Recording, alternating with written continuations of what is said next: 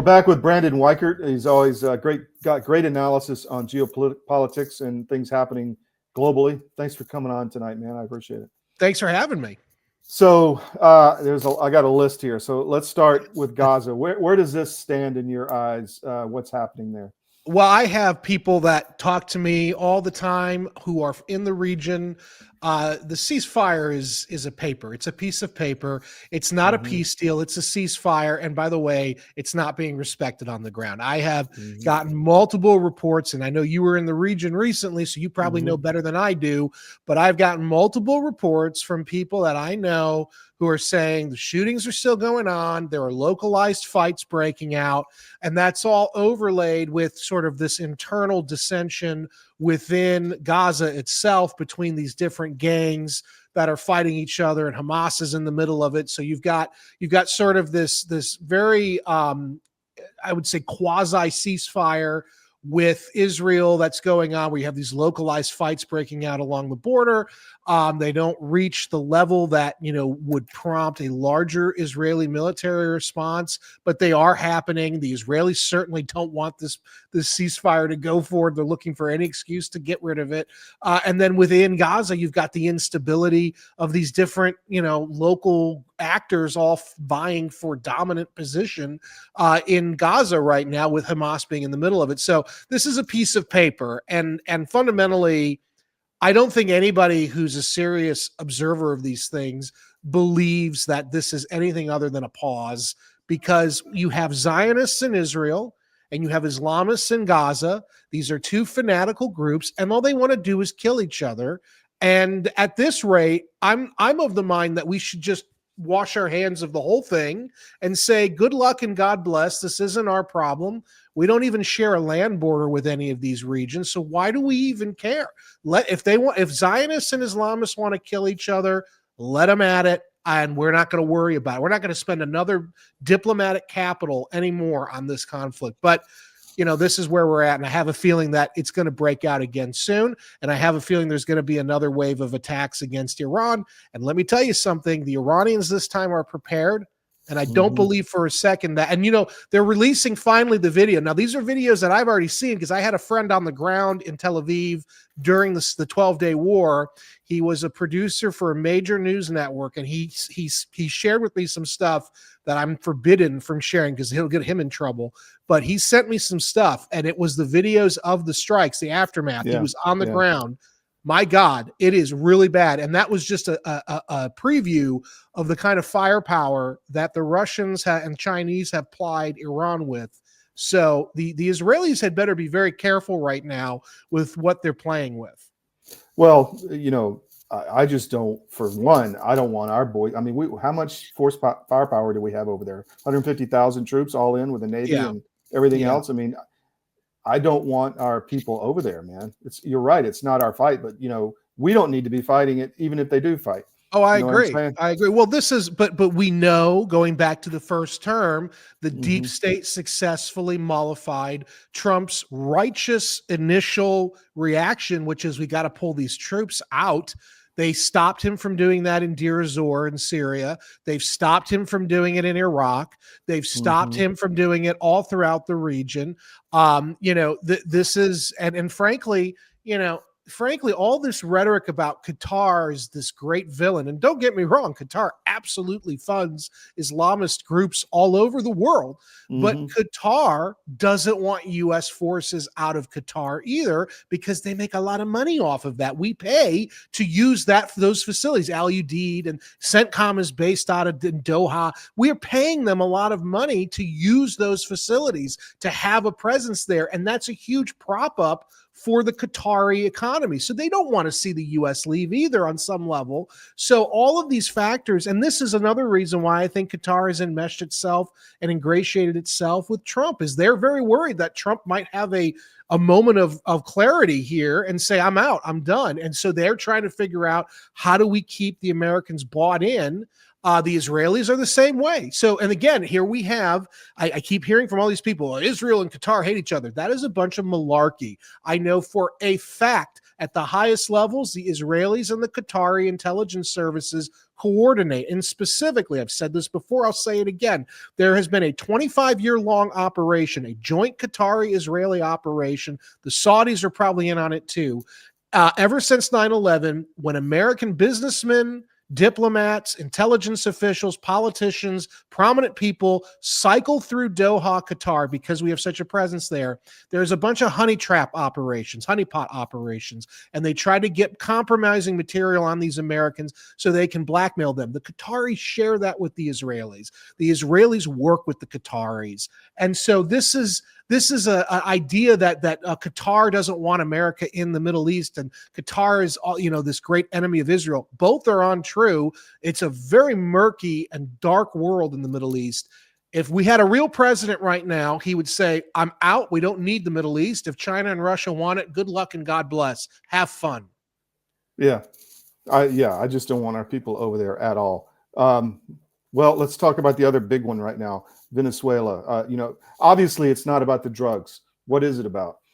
Yeah. So I was initially, just to give everybody kind of the grand strategic vision, I've been saying this for years. We need to focus on Western hemispheric defense plus Golden Dome. That's where we need to be. Mm-hmm. And those are the two key factors here. However, I also am very hesitant to do in Venezuela what we did in Iraq, because Venezuela is not Panama or Grenada. I think Trump's looking at this and he's listening to people like Marco Rubio who are like, yeah, this is going to be a cakewalk. We're going to go in and we're going to knock out this. It'll be a quick victory, blah, blah, blah. There are right now anywhere between, and the numbers vary, but we know hardcore, there's 350,000 Bolivarian militias that have been activated. There are a minimum of 3 million, there are a maximum rather of 3 million militia members who are ready to roll. Now, they're not all battle ready. They're not all hardened, but enough of them are to cause us a real problem in the post-war situation. We don't want to find ourselves mired in a rebuilding, which is what's going to happen.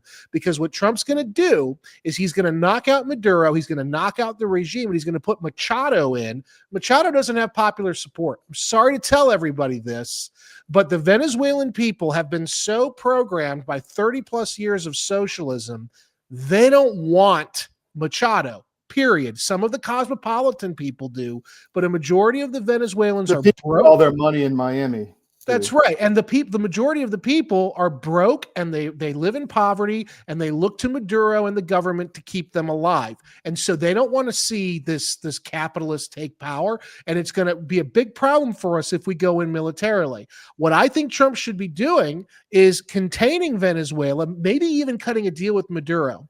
But the reason he won't do it, because I know from Luis Canón and I know from other people who were back channeling on behalf of the Trump team with Venezuela, I know for a fact that in August, Maduro offered Trump basically a 95-5 deal. Basically, we get 95% of everything we want, and all Maduro gets is his life. He offered this deal. He said, look, I will, you give me a boatload of money, you give me an exit passport to go to a country of my choice, and you ensure that Machado doesn't take power, but one of my aides does, like the defense minister or whatever. And I will exit the country, and I will open up the country's rare earth mineral supplies, natural gas, and oil supplies, all to you, no questions asked. Trump, Mr. Art of the Deal, said, F you, I don't want that deal. Well, why? It's very simple. It has nothing to do with geopolitics. It has nothing to do with drugs. That's the icing on the cake. This has to do with the report from Gary Burnson and Patrick Byrne and these guys who have briefed Trump before on the belief, and they have a lot of evidence backing this up. There's a great book out by Ralph Paluzzo called Stolen Election. I'm sure you're aware of it, but basically Trump is convinced that Maduro, through a company called Smartmatic, which was founded in part by these Venezuelan expatriates, which has been indicted, I should say, in the Philippines, I think from 2016's legislative election, in which the accusation from Manila is that Smartmatic was bribing Philippine election officials to use their software, which they believe was compromised. But Trump believes that in 2020, Smartmatic, through their operating system, you basically helped to rig the 2020 election on behalf of Joe. And down ballots and since That's Colorado. right. That's right. And if you, by the way, Go on Yeah. YouTube. There's a great 2006 video of Lou Dobbs on YouTube, still there from his old CNN show, in which he's the first person I can think of who broke the Smartmatic news that Chicago was buying these operating systems from Smartmatic, and the Chicago City Council was protesting, saying this is a violation of democratic norms. We can't trust this thing because it's coming from this Venezuela. It's an incredible clip. It's still out there. You can still find it. I just watched it a couple weeks ago on YouTube from 2006. This was going on under the George W. Bush administration. But Trump believes that Maduro helped Biden steal the election. So this is why Trump is behaving very irrationally when it comes to Maduro. He wants Maduro dead because he thinks Maduro, basically humiliated him, did regime change in the U.S. I'm not going to get into whether that is what happened or not, or what I believe on it, because it really isn't my story to tell. I'm just going to tell you, this is the input. This is the missing piece. I was on El Arabiya last week. I did a panel show, and nobody could understand why Trump didn't take Maduro's deal in August. I bit my tongue because I realized that's going to get me censored. But the reason that it doesn't make sense if you're an observer of foreign policy with Trump is because Trump isn't being deal maker right now. He's in revenge mode. He wants to make Maduro pay and to humiliate Maduro for what he thinks was the stealing of the 2020 election. And that is why Trump is being so George W. Bush-like, about Venezuela. Now, whether or not, yeah, go ahead. I'm sorry. Well, I was going to say, I think it was Dominion, or the machine is not Dominion, Smartmatic, the operating system that stole the election, and still is stealing down ballot elections, which is really. Oh yeah, I think I see it in Georgia. Yeah. My point is, okay, great, go after Maduro. Right. I don't want an invasion, but what the hell? What about in the U.S.? Freaking seize the machines, get rid of them. Well, this is, yes, in both the election integrity issue and in the drug issue, because that is playing a role here. It's not the reason, but it is playing a role. It's 10% of the drugs. It's not. In both cases, though, this isn't really an external issue. This is an internal issue. Yes. If you want to fix election integrity, all you have to do is get rid of the machines and do same-day voting, paper ballots, make all it a this national CISA, holiday. all this stuff, all these agencies, order them to get rid of the machines. But what's going on, and this particularly with Dominion being sold the Liberty vote now, what's going on is Trump is giving an escape route for the bad actors within our deep state. I think because he's worried he's going to get killed. So he's giving an escape route to the CIA, which we know was behind this thing. He's giving an escape route to the Dominion type people, and he's letting them break down the system, sell off its components so that it can be reconstituted at a later date. And he's letting the bad guys mostly get away. Meanwhile, he's pivoting and giving the war machine what it wants, which is another war to make up for the failures in Ukraine and the loss of Afghanistan. And it's going to be Venezuela. What he should be doing is going internal, saying, look, get rid of these machines, go after the demand side of the drugs. We are the problem with the drug. It's our demand for drugs that's causing the drug issue, so we should look internally as well. And when it comes to Western hemispheric defense, all Trump needs to do is say the big issue with Latin America is the Panama Canal Zone. If we control the Panama Canal Zone, nothing else really matters. And here's the deal. I talked with Evan Ellis of the U.S. Army War College in September on my show on iHeartRadio. And Evan Ellis had just gotten back from Panama. And he said two things to me that were mind-boggling. He said, behind the scenes, the Panamanians are open now to letting us take back at least partial control of the Panama Canal Zone as long as we don't humiliate them. And he said another thing they're doing on their own, this is even before Trump came into office, is they have now organized a task force to break down all of the Huawei equipment they've spent the last decade buying to do critical infrastructure, because now the Panamanian government on their own came to the conclusion already this technology from China is compromised and they can't rely on it. So we should be working with our friends in Panama, not in war, but in good relations, to basically restore American dominance over the Panama Canal Zone. Make a deal with Maduro. Yeah, okay, maybe he stole helped to steal the election. Guess what? We made that vulnerability possible. The Well, fault that's is it. in I our mean, they farm. ran it through him. I mean, I'm not pro Maduro. I used to Of course trade down not. there I with live in Chavez. Florida. I don't like Yeah, Venezuela, the government in Venezuela but either. he's like Zelensky. They just ran He's a it through him. puppet. He's It's a our own puppet. people who did this shit. That's right. And it's the CIA. So Let's just get yeah, clear. It's CIA. It's Langley. They're doing this. This is their program. This all began in '06 with under Bush. What was going on in I'm '06? David Cross, and you may know me from my election integrity work, but I also own U.S. Asset Management, an investment advisory practice. I've been an advisor for nearly 30 years, and one of the questions I get asked most frequently is, do I have enough money relative to other people my age?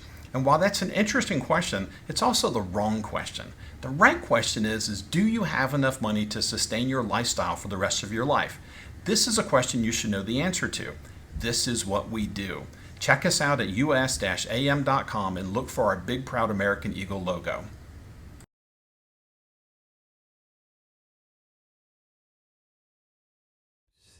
Your government doesn't care about you. That's why you need a medical emergency kit. It contains life-saving medications like ivermectin, Z-Pak, and antibiotics. Stock them before they block them. Well, George W. Bush's administration was the leading edge of neoconservatism. They were all about changing governments worldwide. The color revolution, that is a George W. Bush specialty, that administration. And all those idiots are still in charge of the deep state. They may not be in the White House, but they're in the bureaucracy and they're running everything. And now Trump is letting these guys get away. And I think it's because he's scared. I think he's scared if he goes too hard after the real bad. I'm talking about the faceless bureaucrats. I'm not talking about Brennan. I'm not talking about Comey. He's going to take those guys out, I think, legally. Trump's going to. But there's a whole system underneath these guys. These guys well, that were has just, to be addressed, though. I mean, he's what, 80 years old? I mean, dude, Well, listen, here's the deal. chances. I had a conversation. I'm not going to say with who, but I had a conversation. Apparently, there was a list made, and 700 prominent conservatives, journalists, politicians, I had etc. heard that. Yeah. It's not just the Arctic frost. There were 12 names were put on kill lists. And I don't have confirmation of this, but somebody who said this to me, I trust very well, and basically had Biden or Harris won, that list would have gone active and there would have been 12 suspicious deaths, and the remaining 700 would have been told by our people, get the hell out of the country. You're not welcome here anymore or else. That had not happened, obviously, because Trump was able to pull it off in 24. But Trump knows this, and Trump knows the same deep state malefactors are still running around. And on some level, he's trying to figure out, how do I contain them without them burning me? And this is where we now get to what I am very fearful of, which is 2028. Trump's not going to leave, because Trump knows if he leaves, they're going to turn on him and they're going to try to take him out again. So he's got to preserve himself. So we might have a real constitutional crisis in this country. Well, they're definitely talking about it for sure. Well, and look, the left has already assumed, because, I watch these left-wing podcasts, Kyle Kuklinski, Secular Talk. I watch them to hear what they're thinking. All of the big names on the left in the podcasting space, in that sort of activist level space, which really shapes the party. I mean, let's face it. They all believe Trump's staying no matter what. So, and I think they're here. I don't think that's just their fear. I think that's because Trump knows if he gives up power in 36 months, what happened to him in 2021 and 2022 is going to happen again. The Democrats aren't going to leave him be. They're not going to just let him go peacefully. They're going to hound him until he dies. Yeah. And they're going to hound his top supporters as well. All the influencers, all the people that are, pro MAGA, they're not going to be left alone. The Democrats are going to be out for blood. And so all of this connects to the foreign policy with Venezuela in particular, because Trump is trying to get revenge, but he's also trying to do things to keep the deep state distracted and happy. Well, a war in Venezuela does that. You see Lindsey Graham licking his lips. You see all these people who hate Trump in the CIA, and all these people who hate Trump in the Defense Department. Well, they're all excited because, hey, we're getting a war in Venezuela. We're going to get those rare earth minerals. Wall Street loves it. Wall Street hates Trump, but they love it because, hey, rare earth mineral production, natural gas, oil. I heard a quote from somebody recently that was inside the whole military industrial complex. And the quote from a senior person was, we're just waiting this out and then we'll put Humpty Dumpty back together again. Yeah. So. Well, look, that's the mentality always. I remember in '08, I had a very good friend I grew up with down in Florida in high school. He worked in the Pentagon. And I remember I said, hey, Seth, I go, what are you going to do now that Bush is out? And he goes, what do you mean? I go, you have to work for Obama now. You're not going to want to do that. He goes, oh, we don't care. He goes, look, we're going to be here for another 40 years. They're here for 4, maybe 8 years. So that's always the mentality. But with Trump, it's especially the mentality because they know he's term limited. But Trump might not be term limited. And this is going to be a real crisis in 36 months. This country is headed for a cliff in 36 months. So I had I have a friend who's an immigrant from Colombia, military family, one of the more MAGA, he's a citizen now of the U.S., more MAGA than anybody I know. He came to me recently and he said, look, you need to understand that first, Venezuela and Colombia are historically tied together. Yes. And a lot of family connections there. There's a lot of families. Yeah. So he said, those militaries are not chumps. They are highly trained, especially a lot of experience in the mountains, in the jungles, especially Colombia. And you're not fooling around. This is a real military force. And you're pissing off the people and you're turning them all against you, especially in Colombia with the president, Petro, that he's popular there. And so he's like, this is a warning from a friend to you. Right. You need to be aware of what's going on down there. Well, look, the Colombia, I know a lot of, I used to liaise with, when I worked in government, I used to liaise with the attaché to the Colombian, the military attaché. I love this guy. This guy was on his way out and he used to call us the big brothers, the Americans, but he used to tell me, he used to say, hey, look, he goes, there is a very strong left-wing element in Colombia that the Americans just think isn't there. It's not just FARC and ELN. There's a lot of political support still for the ideas, maybe not the tactics. But what's happening now is Petro took power during Biden's regime. Biden let the pink tide wash over Latin America. We're not getting Latin America back anytime soon because Biden let the people with popularity take over who are all leftist and they're all anti-American. They're all pro-China. They're all doing business with Huawei. They all want China crawling over China has all these satellite relay stations on the spine, along the spine of Latin America, South America. This is a huge issue for us. They're everywhere because of the pink tide that really washed across the continent in 2021 and 22. Petro is very popular. Petro's tied in with a lot of these cartels, La Guajira, which is a huge cartel in Colombia. La Guajira is tied in with the Cartel of the Suns, which is basically Venezuela's state-owned cartel. I think the vice president for Venezuela is leading the cartel, or he has a leadership role in the Cartel of the Suns. They're tied in together. Petro was part of the the Diciembre movement in the 1980s, which was a militant left-wing communist paramilitary wing. Petro was a leader there as a young man. He went into politics afterward. So Petro is pro-Venezuela. He's pro-China. He's anti-American. And what we do is when we keep pursuing him, when we ding him, we actually empower him and we make him move closer to Maduro. We make him move closer to the communists in Cuba. This is not good. This is not good. And by the way, not just those hundreds of thousands, if not millions of Bolivaran paramilitary forces have been activated by Maduro since August, but we now know that Maduro's Air Force has the KH-31A anti-ship ballistic missile from Russia. And there's a rumor that they even got their hands, that Russians recently gave them the KH-31AD, which is even more powerful. These things are fired from, they can be fired from the Su-30, which is the Russian warplane that the Venezuelan Air Force has. They have so many of these KH-31As that they could easily overwhelm the onboard ship defenses of our naval warships. This is why, by the way, the Pentagon is talking about deploying Marines, because they want to go in and hunt down the depots, the underground depots, where they think these large numbers of KH-31As and maybe KH-31ADs are located, because they want to protect our warships from swarming attacks. I mean, this is not going to be Iraq. This is not going to be, we'll topple the villain in 3 weeks. well, even if it is like Iraq, yeah, we'll topple the villain, but guess what? We're going to have to deal with the insurgency for 20 years thereafter. Yeah. This thing is really this is a mess waiting to explode. I'm all for Western hemispheric defense, but you can do this without starting wars. In fact, you don't want to start wars. I was on Al Arabiya with that on that panel. The other guy there with me was a Biden regime former State Department guy.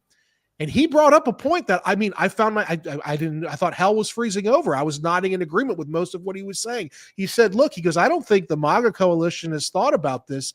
He said, but have you guys thought about all the illegal immigrants this is going to trigger to come up our way in the form of refugee flows? He goes, I'm not realizing that this is going to trigger millions of people? And all those camps are still open. They're just all of them. They're just yeah. waiting. They're just waiting for another surge. And this will be it. This will be it. My friend also said that, and I didn't hear this from Petro, but he said, look, I haven't joined BRICS, but you may push me to do that. And this is the thing. This is the thing right here. We are actually, our actions for the last 30 years are causing the rise of our own enemies. Look, and I'm big hawk on China, as you know, but even the Chinese in the 90s and 2000s were quite satisfied with peaceful trade relations with the US. It's our actions that are triggering the problem here. It's DC. Yet again, DC is causing the problem. They create the problem, problem, solution, reaction. And this is going to get us in a position where the American empire is dead. We don't have the power that I argue it's a zombie empire anyway. To me, we look a lot like the British Empire in the 30s and 40s. People don't realize the British Empire really died during the Victorian age. It was killed in World War I. It went on as a zombie empire for 20 years thereafter, but it had been hollowed out by the financialization of the British imperial economy during the Victorian age. The World War I put the death blows on it. It lasted in name only for about 20 years after, and then World War II, after that, it just finally went away. It couldn't last. We're in that stage right now of empire. Yeah, I know. Why doesn't Trump go to Putin and say, let's make a deal in Ukraine. I want Venezuela on the table. I want you to defang them. This is exactly what Angelo Codevilla said to Trump right before he died. This was right before Angelo Codevilla died. Angelo wrote in his book, that was published posthumously. Angelo said, this needs to happen. You need, and I know the White House in the first term listened to Angelo. I know this for a fact. I loved Angelo. And Angelo was all about, we need to trade Russia, Ukraine for Venezuela. That needs to be the swap. It's the Monroe Doctrine that matters, not this neoliberal, neoconservative vision of instead of starting another war. That's right. And the Russians would have done it, and the Russians would still do it. And I argue, look, the Russians are very smart. Putin and Lavrov are real statesmen. You don't maybe not like them. You don't have to like them, but you have to respect the game. And I think that's right. And I think in both Iran and in Venezuela, you see them very strategically plying these two headaches of ours with advanced weapons. I don't think it's because Russia wants to go to war for either Iran or Venezuela. I think it's because the Russians are signaling. The problem is Washington's run by a bunch of strategic autists. They don't understand. They don't read the signal. Russia's saying, hey, we will make a deal with you. We'll trade with you, Ukraine, for either of these. Missile crisis, man. Exactly. Yeah. Exactly. Well, and thank God we had Kennedy. Look, thank God we had Kennedy instead of even, dare I say, as much as I love the guy Nixon, because Kennedy knew that the deep state was playing him, and he fought them the entire time during the Cuban Missile Crisis. Any other president during Cuban Missile Crisis, we would have had nuclear war. That's where it would have gone. And it's the same thing here. But the problem is Trump is increasingly hemmed in. He's surrounded by the people he campaigned against in 2016. Marco Rubio. I like Rubio personally. Nice guy. I watched his rise from 2010 on in Florida. Good guy, but he's the wrong pick. Well, his name is coming up a lot right now as to he's the secretary of everything, pushing Trump to stay in the Ukraine war. I mean, I know. So, and he was handpicked. He was handpicked by his former consultant, who's now the White House chief of staff, Susie Wiles. It all goes back to Susie. It all goes back to her. Netanyahu's campaign. Yeah, exactly right. Yeah. So on that point, let's move to the Middle East and Central Asia. So The Armenian thing, I was on a show today at 2:00, and I got a text that Pashinyan in Armenia just arrested the son and brother or something of the Catholicos, the head of the church in Armenia. I mean, they're going hard against this, and Trump is just ignoring. And I don't. Trump And is supporting it. Yeah, exactly. Trump is And supporting the whole Zangzur trip or whatever you want to Exactly. call it. Is this all for money? I mean, are they Yeah. just using the Christians? No, it's all for money. It's all for Yeah. money. It's what they're trying to do. And on one level, you kind of say, well, on a strategic level, Mhm.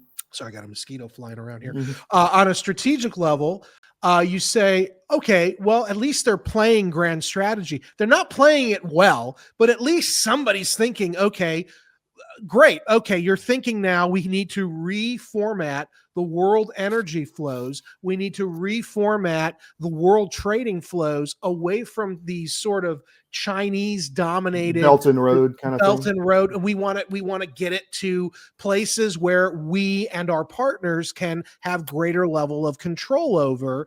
Okay, I can appreciate that. But the way you're doing it is so it's so brute force. You're going to kill a lot of our friends in the Christian community in order to do it. Why is it always the Christians who pay the price? Why is it Exactly. never the Muslims or the Jews or the Hindus who pay the price? It's always the Christian community.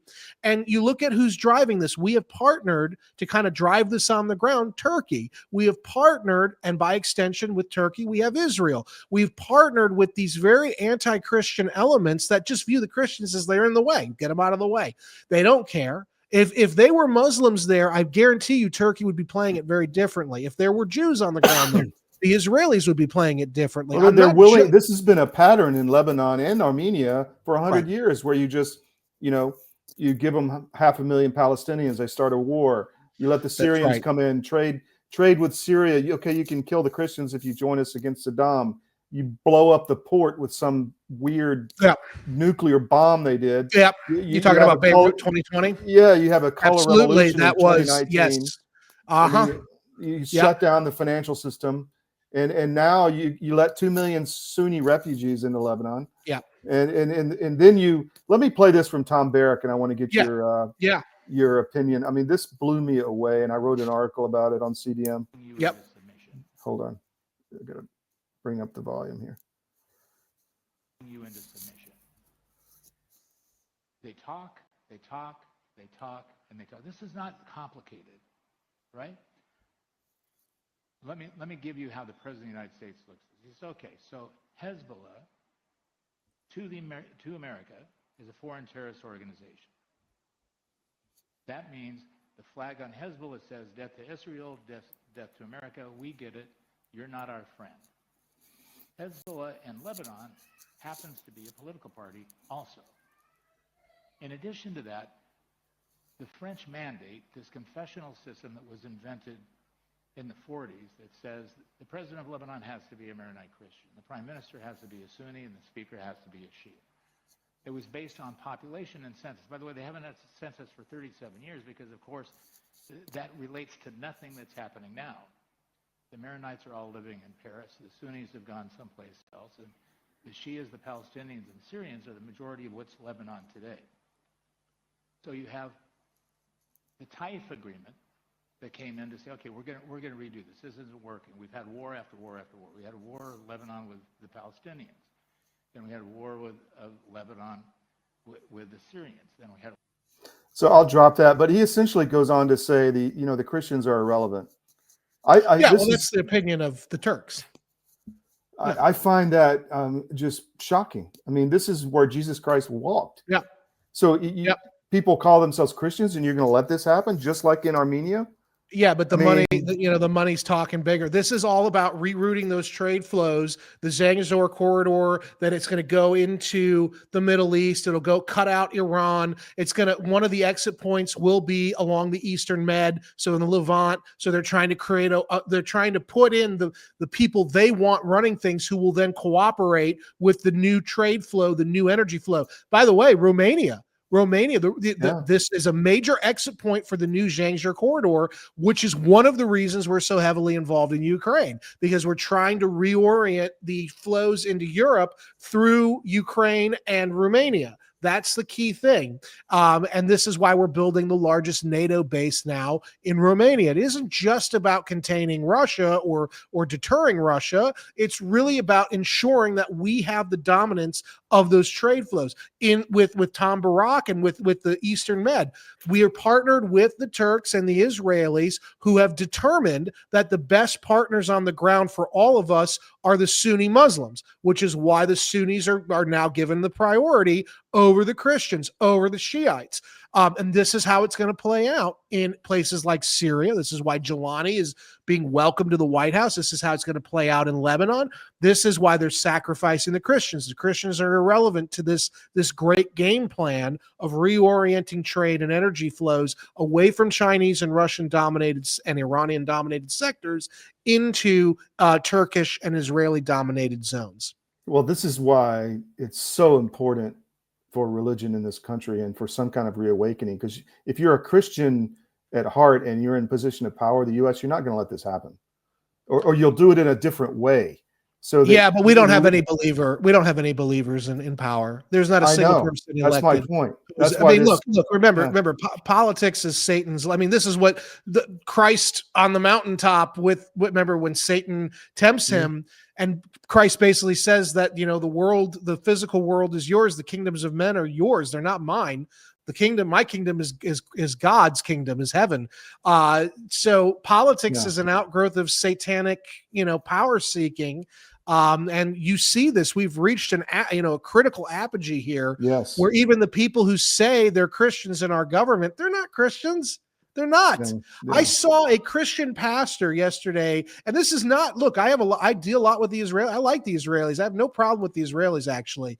But I understand that we are not of the same faith. I saw at the Republican Jewish coalition that Mark Levin was spraying into the camera again his hate. But they had a Christian pastor there who opened up and said, "Don't worry, I'm not going to try to convert you." Well, I'm sorry, buddy, but if you're a Christian pastor, your job is to convert everybody. That's your job. You have one job on this earth, and if it kills you, it kills you. But that's your job. And we have people in leadership roles who say they are Christians, and they don't believe in the real biblical teachings of you also have a perverted Christian Zionism thing, and I'm not anti-Israel either. Right, absolutely. Israel, but there is a group in the U.S. that is not very dominant group on the right. That is behind a lot of I would even take it to go to the elections, that they were involved in keeping this scheme going. Listen to me. The election rigging, who benefits are Democrats and the Christian Zionists, believe it or not. If you look at the Republicans who don't want to get rid of, who are elected, or people running the state parties who don't want to get rid of this, you're looking at people who are overwhelmingly pro-Christian Zionist. There is an element here, because at the end of the day, if we go just off of populism, there are so many people who are a majority of whom don't think about Israel at all, and don't like any amount of money going to any of these foreign countries. If those people actually had a real say in their government, that would put at risk all the handouts, not just to Israel, but to all of these foreign countries through foreign aid. And so for Israel, this is an existential threat. They cannot allow these politicians to take power who might not be pro handing out Israel, foreign aid and weapons and whatnot. Well, you have a situation in Georgia where they literally have Christian Zionists that I know you got to go. You got family. No, just give me 1 second. I think I got to give 1 second. I thought I heard them outside. They got in there in the other room. Anyway, I'm sorry. Go ahead. I was going to say in Georgia, you may not know, but there was a group called something Building and Loan. I forget what it was, but it was a Christian Zionist group that was targeting Christians for money. It was a Ponzi scheme, $140 million. All the money was lost. The SEC seized it, and they're all still in power in the Georgia GOP. And Georgia seems to be the epicenter of this whole thing. Yeah, I'd be curious to know about Arizona too. Is there anything similar? Because Arizona is another weird, ever since 2020, another weird one. Yeah. But no, I just think they're in power. I think well, they are. they are, Yeah. and they're very open about it, though. To be Mhm. honest, they don't really. And again, I think Israel is something that we need to if they want to fight the Islamists, I'm all for it. Head choppers are not my friend. But at what point do we say there is a delineation between or difference between our interests and Israeli interests?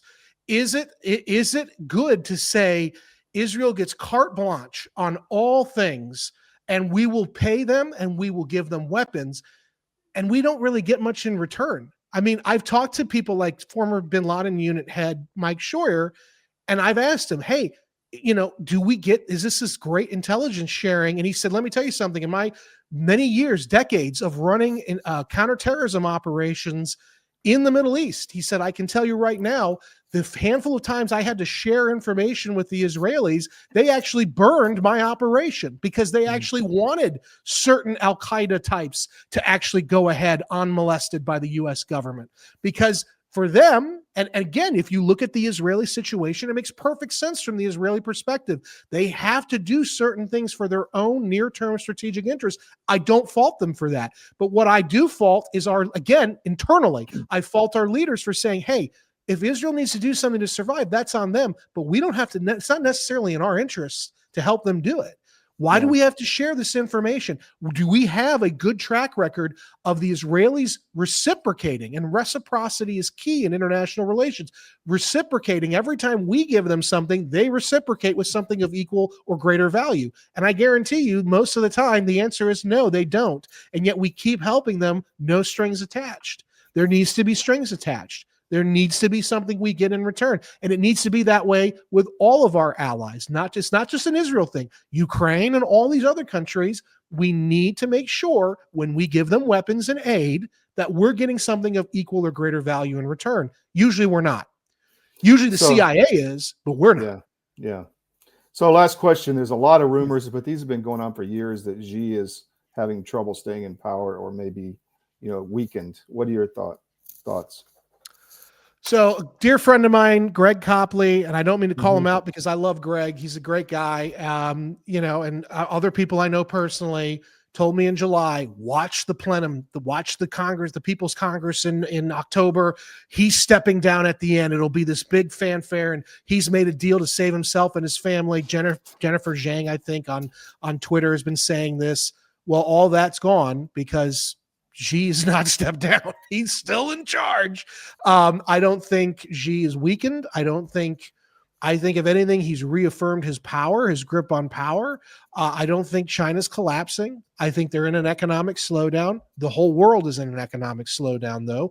We are not living in a great economy here. So I would be very careful. And by the way, I talked to Dan Collins. This is on an upcoming episode of my podcast, National Security Talk on Rumble.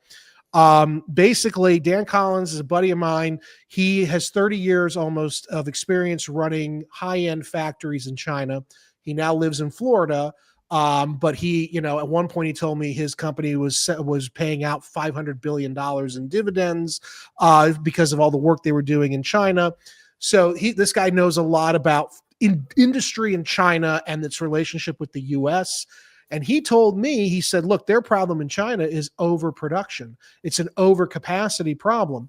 So my question to him, and he didn't think about it this way. He said, look, I said, that was our problem going into World War II. The Great Depression, we had lack of demand. We had all this industrial might. We had lack of demand. Suddenly the war happens, like a switch, it goes off, and we're able to get out of it. I said, is that something similar in China? And he goes, he goes, I didn't think about it like that. He said, but very well, they might decide they have an overcapacity issue. We go to war with one of our neighbors like Taiwan. That might resolve a lot of our problems. Mm-hmm. Very scary time. This to me does not look like, though, a regime that's collapsing. This looks to me like just another government that's having a bad economic downturn, but we all are, especially Europe, by the way. No, they're dead. They're done. They're dead. And nobody says, hey, the EU's collapsing. Nobody says that. It's always China's collapsing. Well, guess what? I don't think China's collapsing. And from an intelligence perspective, we would be fools to assume that China is destined to collapse. At some point, all regimes are destined to collapse, including our own. You can't formulate policy off of that, though. So I said last question, but the real last question, you mentioned Europe. Why is Trump still dealing with them? Because he has to?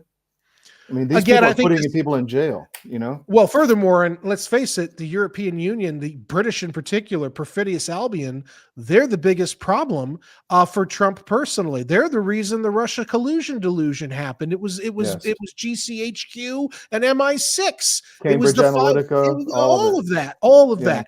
And so, bottom line here, I think that Trump might be over, might have a problem where the Europeans, certainly his advisors like Rubio and Wiles, are saying we have to protect the transatlantic security. We have to do this because you don't want to be the president who basically presides over the collapse of American power. America's global hegemony is through the transatlantic network. And so he might be aware now that if he does what he wanted to do, he might get somehow blamed, or he might somehow be seen as weak, as a loser. Well, that's called leadership, though, you know? But Trump's not a leader. Trump's a populist. Yeah. Trump doesn't do anything. I mean, he's like Bill Clinton in that way. He licks his finger to see which way the wind is blowing, and then he goes with it. And if the wind changes, guess what? He does a 180 and he goes there. That's both a weakness and a strength in this case, because, it's helpful when you're going against the deep state, but it's also harmful because Trump, I think, doesn't want to be perceived as the guy who lost Europe.